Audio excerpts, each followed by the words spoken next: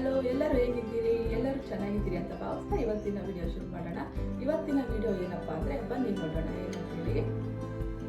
ಇವತ್ತೊಂದು ಒಳ್ಳೆ ಗ್ರೇವಿ ಮಾಡೋಣ ಅಂತ ಇದ್ದೀನಿ. ಅದು ಯಾವ ಗ್ರೇವಿ ಅಪ್ಪ ಅಂದರೆ ಬಂದೇ ತೋರಿಸ್ತೀನಿ.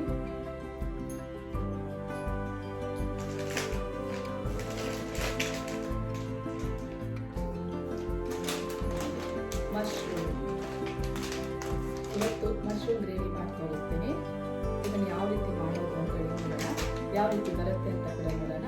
ನಿಮಗೆಲ್ಲ ಇಷ್ಟ ಆಗ್ಬೋದು ಅಂತ ಅಂದ್ಕೊಂಡಿದ್ದೀನಿ. ಇಷ್ಟ ಆದರೆ ಒಂದು ಲೈಕ್, ಶೇರ್, ಕಮೆಂಟ್ ಕೂಡ ಮಾಡಿ ಅಂತ ಹೇಳ್ತಾ ಇವತ್ತಿನ ವಿಡಿಯೋ ಒಳಗೆ ಹೋಗೋಣ ಬನ್ನಿ. ಮೊದಲಿಗೆ ಈ ಮಶ್ರೂಮ್ನೆಲ್ಲ ತೊಳೆಯೋದಕ್ಕೆ ಮುಂಚೆ ಮೊದಲು ಏನು ಮಾಡಬೇಕು ಅಂದರೆ, ಇಲ್ಲಿ ನೋಡಿ, ಒಂದು 8ರಿಂದ 10 ಗೋಡಂಬಿಯನ್ನು ತೊಗೊಂಡಿದ್ದೀನಿ. ಇದನ್ನು ನಾನು ನೆನೆಸಿಟ್ಕೊಳ್ತೀನಿ ಒಂದು 10 ನಿಮಿಷ. ಗೋಲಿಗೆ ಹಾಕೊಂಡು ನೆನೆಸಿಟ್ಕೊಳ್ಳೋಣ. ಈ ರೀತಿ ಗೋಲಿಗೆ ಹಾಕೊಂಡು ನೆನೆಸಿಟ್ಕೊಳ್ತೀನಿ. ನೀರಕ್ಕೆ ಒಂದು 10 ನಿಮಿಷ ನೆನೆಸ್ಕೊಳ್ಳೋಣ. ನೀರಕ್ಕೆ ಒಂದು 10 ನಿಮಿಷ ಇದನ್ನು ನೆನೆಸಿಡ್ತೀನಿ. ಸೈಡಿಗೆ ಇಟ್ಕೊಳ್ಳೋಣ. ಈಗ ಇದನ್ನು ನಾನು ವಾಶ್ ಮಾಡ್ಕೊಂಡು ಬರ್ತೀನಿ ನೀಟಾಗಿ. ಒಂದು 3ರಿಂದ 4 ಟೈಮ್ ಇದನ್ನು ನೀಟಾಗಿ ವಾಶ್ ಮಾಡ್ಕೊಂಡು ಬರಬೇಕು. ಈಗ ಮಶ್ರೂಮ್ನೆಲ್ಲ ತೆಗೆದುಕೊಳ್ತಾ ಇದ್ದೀನಿ.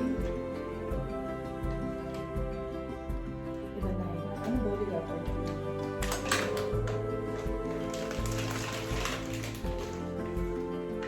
2 ಪ್ಯಾಕೆಟ್ ತಂದಿದ್ವಿ. 2 ಪ್ಯಾಕೆಟ್ ಮಾಡಿಕೊಂಡು ಕ್ಲೀನಾಗೆ ವಾಶ್ ಮಾಡ್ಕೊಂಡು ಬರ್ತೀನಿ. ಸರಿ, ಎಷ್ಟು ಬೆಳೆದಿರುತ್ತೆ ನೀಟಾಗಿ ವಾಶ್ ಮಾಡ್ಕೊಬೇಕು. ವೇಟ್ ಮಾಡ್ತಾ ಇರಿ. ನೋಡಿ, ಈಗ ಇದನ್ನು ನೀಟಾಗಿ ವಾಶ್ ಮಾಡ್ಕೊಂಡು ಬಂದಿದ್ದೀನಿ. ಎಷ್ಟು ನೀಟಾಗಿ ವಾಶ್ ಮಾಡ್ಕೊಂಡು 3ರಿಂದ 4 ನೀಟಾಗಿ ವಾಶ್ ಮಾಡ್ಕೊಂಡು ಬಂದಿದ್ದೀನಿ. ಈಗ ಇದನ್ನು ಕಟ್ ಮಾಡ್ಕೊಳ್ಳೋಣ.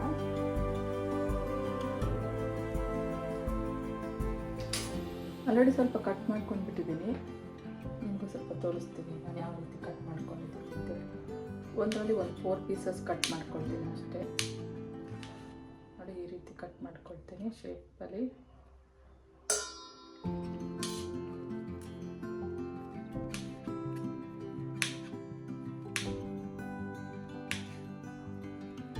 ಈ ರೀತಿ ಕಟ್ ಮಾಡಿಕೊಂಡ್ರೆ ಸಾಕು.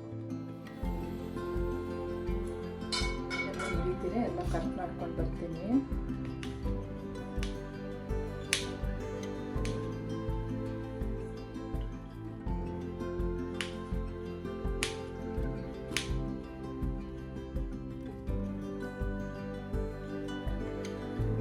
ಈ ರೀತಿ ಶೇಪಲ್ಲಿ ನೋಡಿ ಎಷ್ಟು ಚೆಂದ ಇದೆ. ಈ ರೀತಿ ಕಟ್ ಮಾಡ್ಕೊಂಡಿದ್ದೀನಿ. ಒಂದೆರಡು ಏಲಕ್ಕಿಯನ್ನು ಹಾಕ್ಕೊಳ್ತೀನಿ.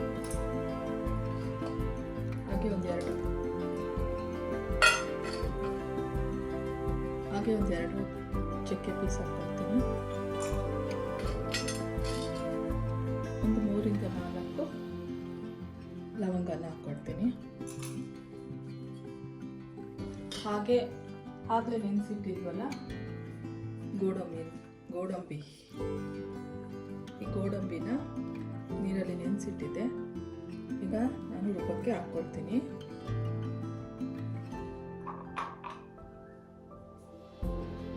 ಹಾಗೆ ಸ್ವಲ್ಪ ಮೆಣಸನ್ನು ಹಾಕ್ಕೊಳ್ತೀನಿ. ಹಾಗೆ 3ರಿಂದ 4 ಹಸಿಮೆಣಸಿನಕಾಯಿ ಕೂಡ ಹಾಕ್ಕೊಳ್ತೀನಿ. ಹಾಗೆ 2 ಟೊಮೆಟೊನ ತಗೊಂಡು ಈ ರೀತಿ ಕಟ್ ಮಾಡ್ಕೊಂಡಿದ್ದೀನಿ. ಇದನ್ನು ಕೂಡ ಹಾಕ್ಕೊಂಡು ರುಬ್ಕೊಳ್ತೀನಿ.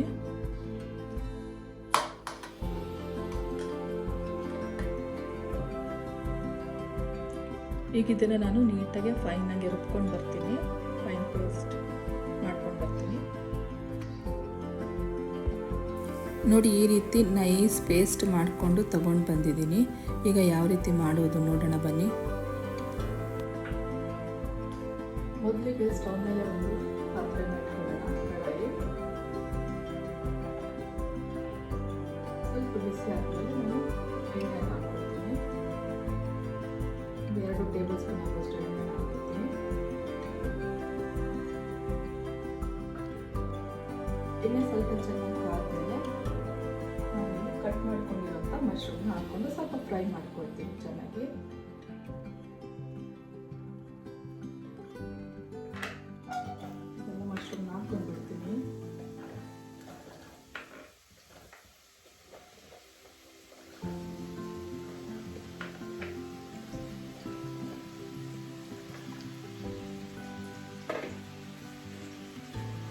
ಕೂಡ ನೀಟಾಗಿ ಫ್ರೈ ಮಾಡ್ಕೊಳ್ಳೋಣ.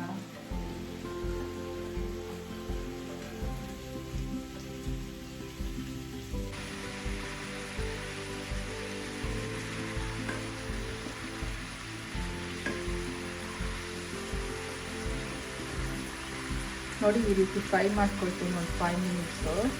ಇದರಲ್ಲಿರೋವಂಥ ನೀರಿನಂಶ ಎಲ್ಲ ಡ್ರೈ ಆಗಲಿ, ಮತ್ತು ಸ್ವಲ್ಪ ಫ್ರೈ ಆದರೆ ಚೆನ್ನಾಗಾಗತ್ತೆ. ಹಾಗಾಗಿ ಸ್ವಲ್ಪ ಫ್ರೈ ಮಾಡ್ಕೊಳ್ತೀನಿ ಎಣ್ಣೆಯಲ್ಲಿ ಒಂದು 2 ನಿಮಿಷ ಹಾಗೆ.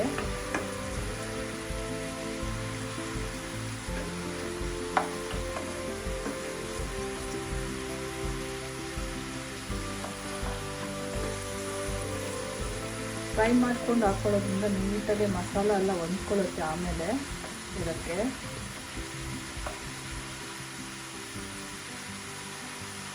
ಹೀಗೆ ಒಂದು 5 ಮಿನಿಟ್ಸ್ ಅಥವಾ 3 ಮಿನಿಟ್ಸ್ ಫ್ರೈ ಮಾಡ್ಕೊಳ್ಳೋಣ.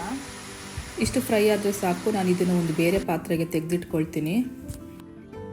ಎಲ್ಲ ತೆಕ್ಕೊಂಡೋಗಿದೆ. ಮತ್ತು ಅದೇ ಕಡಾಯಿನ ನಾನು ಇಟ್ಕೊಂಡಿದ್ದೀನಿ. ಮತ್ತು ಅದಕ್ಕೆ 2 ಟೇಬಲ್ ಸ್ಪೂನ್ ಆಗೋಷ್ಟು ಎಣ್ಣೆನ ಹಾಕ್ಕೊಳ್ತೀನಿ.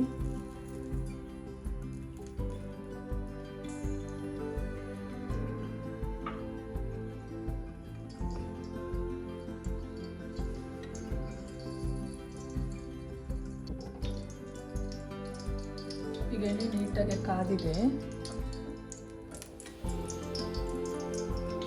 ಈಗ 2 ಈರುಳ್ಳಿಯನ್ನು ತಗೊಂಡಿದ್ದೆ, ಸಣ್ಣದಾಗಿ ಹೆಚ್ಕೊಂಡಿದ್ದೆ. ಈ ರೀತಿ ಇದನ್ನು ಹಾಕೊಂಡು ನೀಟಾಗಿ ಫ್ರೈ ಮಾಡ್ಕೊಳ್ತೀನಿ.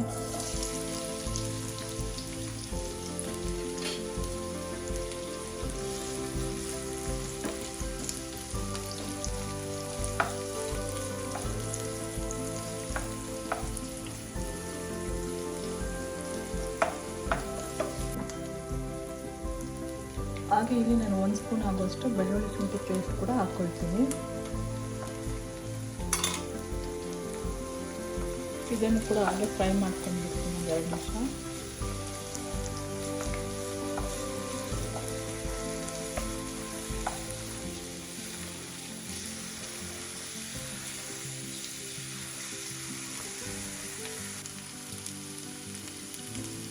ಆಗಲೇ ರುಬ್ಬಿಟ್ಕೊಂಡಿದ್ವಲ್ಲ ಆ ಮಸಾಲನ ಹಾಕ್ಕೊಳ್ತೀನಿ ಈಗ.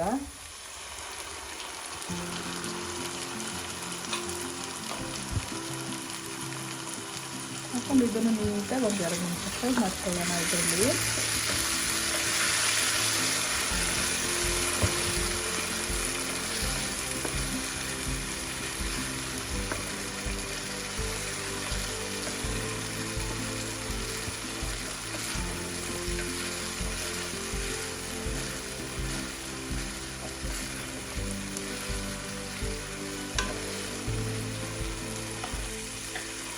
ಒಂದು 2 ನಿಮಿಷ ಫ್ರೈ ಆಗಿದೆ ಇದೇ ರೀತಿ.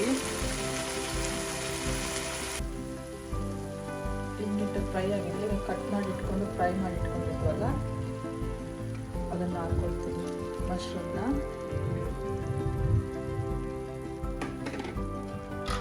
ಹಾಕ್ಕೊಂಡು ಇದನ್ನು ಕೂಡ ನೀಟಾಗಿ ಮಿಕ್ಸ್ ಮಾಡಿಕೊಂಡು ಒಂದು 5 ನಿಮಿಷ ಫ್ರೈ ಮಾಡೋಣ.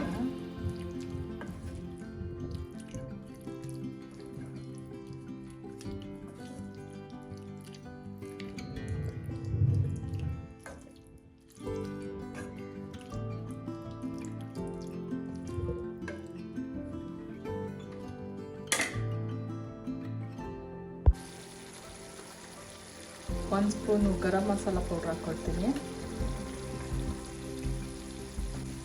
ಒಂದು 2 ಸ್ಪೂನ್ ಆಗೋಷ್ಟು ಧನಿಯಾ ಪೌಡರ್ನ ಹಾಕ್ಕೊಳ್ತೀನಿ.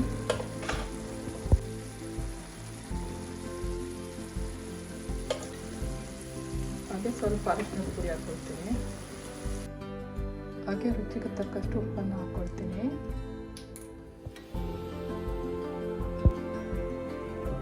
ಇದನ್ನು ಮಿಕ್ಸ್ ಮಾಡ್ಕೊಂಡು ಸ್ವಲ್ಪ ಫ್ರೈ ಮಾಡ್ಕೊಳ್ಳೋಣ.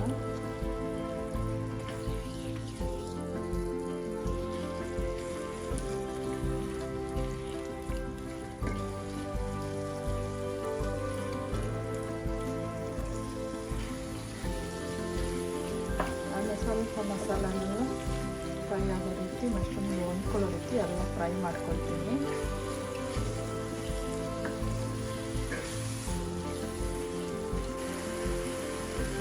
ಈಗೆಲ್ಲ ಚೆನ್ನಾಗಿ ಫ್ರೈ ಆಗಿದೆ. ಈಗ ಎಷ್ಟು ನೀರು ಬೇಕು ನೋಡಿಕೊಂಡು ನೀರು ಹಾಕ್ಕೊಳ್ಳಿ.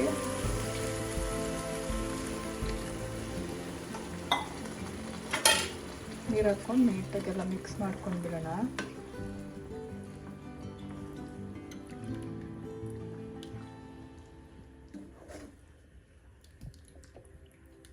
ಈಗ ಇದನ್ನು ನೀಟಾಗಿ ಲಿಡ್ ಕ್ಲೋಸ್ ಮಾಡಿ ಬೇಯೋಕ್ಕೆ ಬಿಡೋಣ. ಈಗ ಒಂದು 5 ನಿಮಿಷ ಲಿಡ್ ಕ್ಲೋಸ್ ಮಾಡಿ ಬೇಯೋಕ್ಕೆ ಬಿಡೋಣ.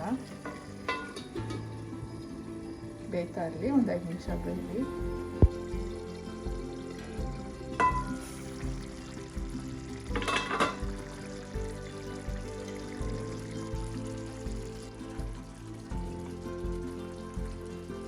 ಎಲ್ಲ ರೆಡಿಯಾಗಿದೆ. ಲಾಸ್ಟಲ್ಲಿ ಸ್ವಲ್ಪ ಕೊತ್ತಂಬರಿ ಸೊಪ್ಪು ಗಾರ್ನಿಷಿಗೆ ಹಾಕ್ಕೊಳ್ಳೋಣ.